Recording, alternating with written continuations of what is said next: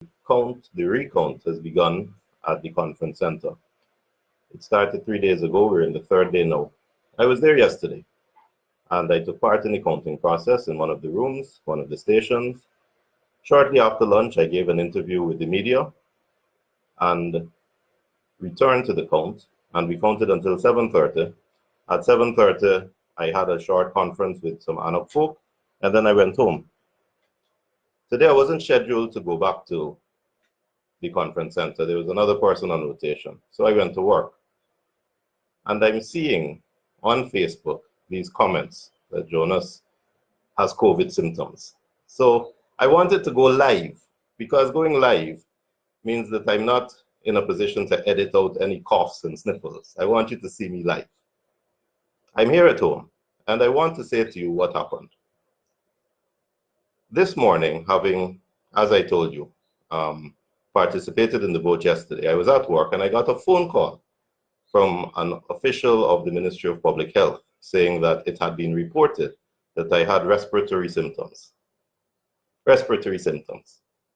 Well, here I am live, as you're seeing. Let me take a deep breath to show you.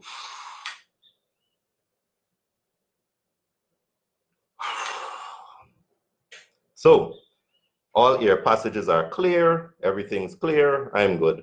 But some anonymous person from long distance assessed me as having respiratory symptoms and informed the ministry, and the ministry therefore called me.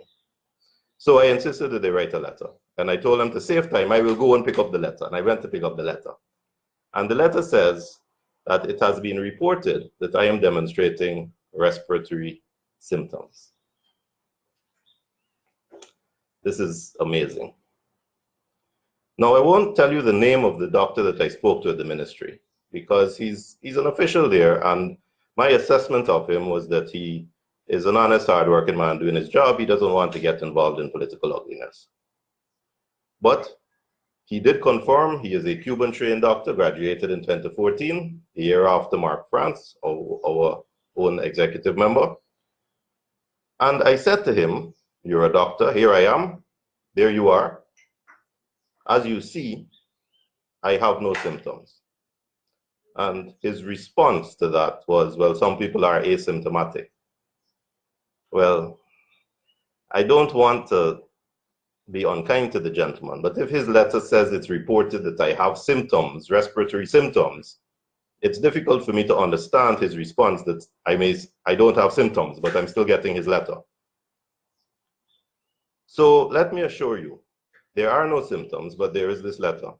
And that leads us to a more sinister question. Is an attempt being made to sideline people who may be inconvenient to the authorities? You judge for yourself. But what I will do is I will go to my own doctor to ask him to certify, as I'm asking you now, you laymen out there, to certify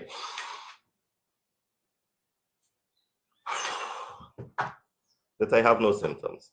When I walked into the conference center, they took my temperature, they told me I'm fine. I went up to Berbice earlier this week, they took my temperature. At the Berbice Bridge, there's a station there. They told me I'm fine. On my way back, they took my temperature, they told me I'm fine. What respiratory symptoms are these people talking about? So here I am. I will be going to my doctor to get a certificate that I'm not showing any symptoms, and I will respond to the Ministry of Public Health in that regard. I wish you all well, and I ask you please to stay safe, as I have been staying safe.